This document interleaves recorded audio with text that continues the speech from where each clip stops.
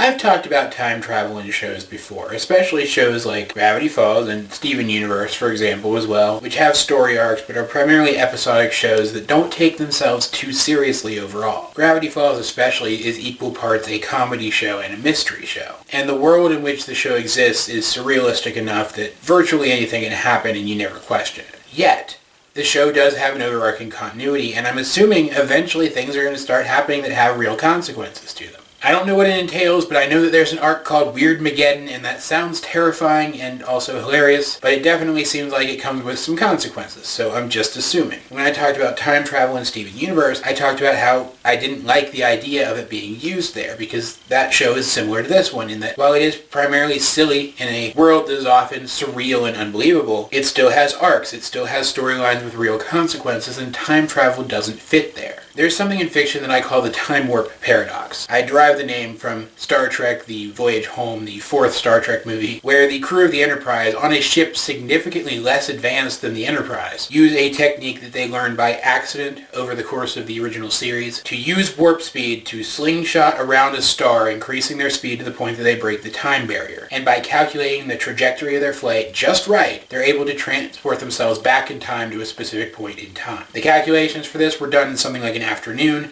It isn't that difficult. And the fact that it showed up twice, once in the original series and once in one of the much more serious movies, sets a precedent for its existence. And yet, over the course of the subsequent Star Trek series, even once the Federation went to war with an enemy that was technically superior to them, time warp is never used once to fix any outcomes of any situations. The war should have been won in a weekend, but it wasn't, because for some reason time travel is never used despite the fact that it's available. That's why I had a problem with the method of time travel in Steven Universe. There was no reason why it shouldn't have been available to everyone on Homeworld. Here in Gravity Falls, however, I don't have that issue. What Gravity Falls did in this episode by introducing a time traveler from the future who takes his technology back with him when he leaves is allowed us to have the opportunity for a time travel plot without us being left wondering why time travel isn't used constantly to fix everybody's problems. Not only does the guy from the future go back and take his technology with him, and they have no way of getting in touch with him if they should possibly need time travel in the future to try to get him to help, but the plot itself proved that when you try to change history, there are consequences. That no matter how many times you try, there is a very good chance you're just going to mess stuff up worse than when you started. And it did it in such an effective and simple way. The episode was exceedingly simple. Stan throws a fair where he rigs everything to be impossible to beat so he can just keep leeching money out of people. At the fair, Mabel wins a pet pig, which is awesome. She named him Waddles, because he waddles. And Dipper gets a chance to hang out with Wendy, but he screws up, hits her in the head with a baseball, and Robbie, the emo dude from back when we met all of Wendy's friends, swoops in and kind of rescues her, and they actually start dating. And of course, Dipper wants to change this desperately, so when a kind of pudgy time traveler guy shows up and they realize he's a time traveler here to stop a bunch of temporal anomalies, they hatch a plan to snatch his time travel device, and they keep repeating the same couple of hours over and over again so that Dipper can try to change his luck with Wendy, and he isn't able to until he gets Mabel to interfere, but she loses the chance to win the pig. And, what's her name? Atlantica Southeast, or whatever, ends up winning him instead. They clash, and after some time-traveling shenanigans, Dipper realizes he's going to have more chances with Wendy, but Mabel really loves this pig, and this is the only chance she's ever going to have this pig, so he time-travels one more time, resetting things to the way they were to start with, and moves on. And we find out that all the temporal anomalies that the time traveler came back to stop in the first place were the kids,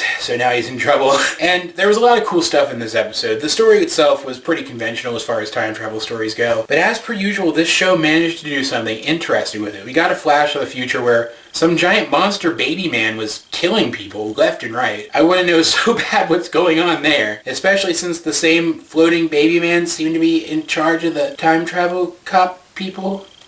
What? I'm actually kind of afraid to ask. Mabel and the pig was also freaking adorable through the whole thing, and at the end she and the pig do manage to get Wendy and Robbie apart, which I thought was really cool. In the end, both twins did manage to kind of score a win. But this episode also kind of made me aware of something. I have taken to Mabel as a character faster than probably any other character that I've liked in the history of anything. Except maybe Tara McClay from Buffy the Vampire Slayer, who is, fun fact, the entire reason why, to this day, if I were to meet Joss Whedon in person, I would be torn between my desire to punch him in the face and shake his hand. But this episode made me realize that I might be a little too easy on her character, and maybe I should change that because it might be detrimental in the future. Because while she and Dipper were time traveling around, she's very obviously screwing up the past, and I'm just rooting for her the whole time instead of, being annoyed like I would if literally any other character ever were doing that exact same thing. So I'm going to keep that in mind going forward watching future episodes. I also want to point out that the Time Cop guys who came back to get the time traveler and bring him back to the future very clearly created their own time anomaly. Hello? You're not allowed to do that. How did they get away with that if he's now forced to clean up,